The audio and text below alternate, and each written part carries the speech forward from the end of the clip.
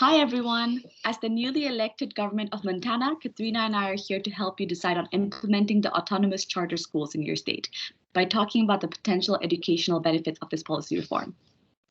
Charter schools are publicly funded schools but are given greater autonomy than traditional public schools over curriculum, instruction, and operation than traditional public schools. Contrary to popular belief, they tend to serve more disadvantaged population as well as more Black and Hispanic students, and are not particularly selective based on ability in comparison to traditional public schools.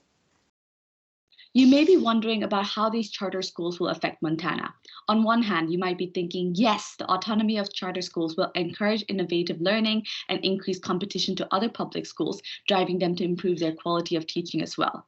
Or you might be a bit hesitant, worrying that building charter schools will draw resources away from traditional public schools and that it will not be as effective as we hope, resulting in fiscal strains.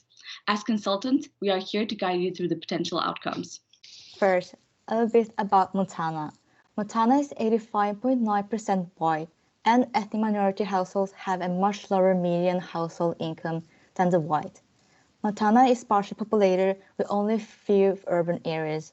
Billings, in particular, has the largest population with only 110,000 plus people, which is still nothing compared to most popular cities in other states. Since in other states, over half the charter schools are located in urban settings, compared to about a quarter of traditional public schools, we'll assume that the first charter school, let's call it School A, will be situated in Billings. Since charter schools are also aimed at a more disadvantaged population, we will make another very likely assumption that School A will serve a large percentage of ethnic minority students. So first, what potential educational benefits would Charter School A bring to their students? According to studies of charter schools in other states, student achievement results of charter schools vary greatly across settings. Studies using randomized control trials in Boston, DC, and New York City have all generally shown that those who manages to attend the oversubscribed charter schools end up with better attainment results. However, studies using student fixed effect approach found mixed results, but they generally conclude that students attending charter schools initially have lower scores in the first few years of operation, but over time perform just as academically well or slightly better than students in traditional public schools. Since we assume that School A will have a high proportion of ethnic minority students, I'm sure that you're interested in the effects of charter schools for these students. Well, the good news is that it appears that high-quality charter schools are enough to increase academic achievement, specifically for ethnic minority students and even special education students. For instance, take Angus and his team's research on the impact of Kiplin, the only charter middle school in New England. Although the town Lynn is more than two-thirds white, Kiplin is a unique charter school, as its student body has a high proportion of Hispanic and special education students. Furthermore, the most nearby school of Kiplin was Lynn Public School, where 70% of 13,000 students are non-white with low socioeconomic status, providing a really good counterfactual for Kiplin. Using quasi-experimental research evaluation, they found that math scores of Hispanic students increased by 0.35 standard deviations. Furthermore, they found that academically weaker students seem to get roughly 0.06 standard deviations of additional achievement boost every year that they stayed in charter school in comparison to other students. Therefore, the education benefit that School A could potentially bring overall to the students, as well as specifically to ethnic minority students and even special education students, suggests that this policy will be worth the investment. However, let us also look at the education benefits that Charter School A may potentially bring to students attending nearby traditional public schools. Given that Montana is sparsely populated, we looked at studies that evaluated the impact of charter schools on public schools in populations similar to Montana. But remember, as I mentioned earlier, these populations are still much larger than Montana. However, these were the studies that we found that were closest to Montana's population. The following studies use quasi-experimental methods and provides mixed evidence on the competitive effects. Hawksby found positive effect in Michigan public schools on 4th grade reading and math score, which were respectively 1.21 and 1.11 scale points higher in schools that began facing competition. 7th grade readings and math score were respectively 1.37 and 0.96 scale points higher. These scores are relative to the school's own initial performance and also relative to the gains made over the same by schools that did not face charter competition. GNA restricted the analysis to North Carolina charter and public schools that serve overlapping grades, as competition for students is predicted to be strongest among schools serving the same student body. The study found that building a charter school improves student achievement of overlapping grades of nearby traditional schools, where the math and reading scores improved by 0.033 standard deviations and 0.017 standard deviations, respectively. NISAR, in a study of Milwaukee School, found that overall charter competition had no statistically significant effect on public school education performance. In contrast, NIE found that Michigan charter schools induced competitive effects to nearby public schools, contributing to a decrease of 0.67 and 0.85 standard deviations in math scores for public school students in 4th and 7th grade respectively, and a decrease of about 0.50 and 0.49 standard deviations respectively in reading scores, and the negative effect became more substantial in medium and long run.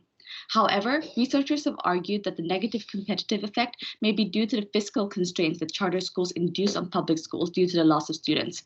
Consequently, this fiscal constraint may result in reduction of their public schools' educational resources and negatively affect public schools' performance and harm students' achievements.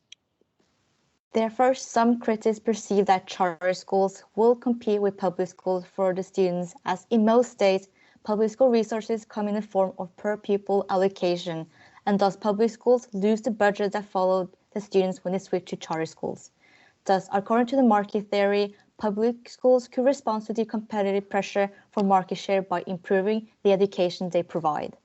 However, some authors argue that if these public schools are located in growing districts where existing schools are overcrowded, these public schools are less likely to respond to competitive pressure. Instead, charter schools may act more like a release valve that support growing enrollments rather than inducing competitive pressure. This may be applied to Billings, as the city is located in Yellowstone, which is among the top 5 fastest growing counties in Montana. However, we'd like to lay out the criticism that we have on the studies that we have mentioned. One is that the studies are generally based in large cities, in which even urban areas in Michigan and North Carolina have a larger population than Billings. Therefore, it can be expected that people in Billings, where it is less densely populated, might have a different household characteristics than families living in these large urban districts. These characteristics might be unobserved, but might be confounding to the effects of charter schools, meaning that the studies we have discussed might provide limited insight into how charter schools impact students in Billings. Second, the studies evaluate oversubscribed charter schools, as it creates strong internal validity on the effects of charter schools on students who won the lottery to attend and those who could not attend. However, evaluating oversubscribed charter schools may imply that there is weak external validity, because those who apply to charter schools may be more motivated students in comparison to the general population, which is a process known as cream skimming. Therefore, if this is the case, it may be that there is a selection bias in which students who attend charter schools are more academically ambitious than the general population, implying that treatment effect estimates might have an upward bias. By evaluating the potential education effects, we found that there could be mixed results. We also learned that context matters. First, consider that school A will be located in Billings and targeting students from low-income households, which namely would be ethnic minority students. The result found, especially by Angris and his team, implied that charter school will education benefit their mostly ethnic minority students. Second, we found that there are mixed results in the effects of charter schools on students in nearby public schools. But considering that Billings is a growing city, we might find that existing schools are overcrowded and that building school A will help release a valve. Therefore, we recommend building charter A considering the context of Billings. Nevertheless, due to the scope of this presentation, there are other studies and factors that you as the government officials must consider before enacting this policy reform, such as potential racial isolation and fiscal strains. Furthermore, implications of these studies may also slightly differ if charter schools were, say, built in Native American reserve or a majority white countryside. We have listed the other factors we recommend you consider on the slide. We hope that you enjoyed our consultation. Thank you for listening, and here are our references.